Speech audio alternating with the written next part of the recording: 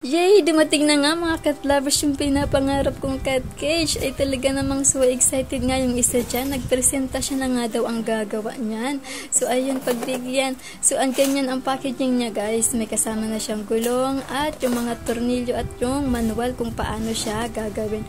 So step 1 nga ay ilalabas siya sa box, cherries. So ganyan. Unang gagawin nga guys ay ikakabit nyo yung gulong. Plus ayan, ang dali-dali lang yan guys.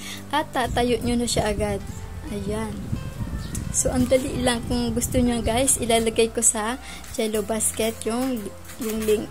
At ganyan, nakatayo na nga. So, excited nga ako. Pinasok ko na agad si Chiki. Ayan, ang ganda-ganda. Meron na siyang 3-door na double lock yan guys. So, ayan. So, parang gustong-gusto nga ni Chiki. Ayaw niya na nga lumabas. Hindi pa nga tapos. Di ko pa nga nalalagay yung mga dapat ilagay dyan guys. So, ayan. Ayan na. 4 layer yan guys ha. 3 door na double lock. Plus, kasya nga din dyan yung cat litter nila guys. Ayan. So, ang dami ko ng kuting. Nako.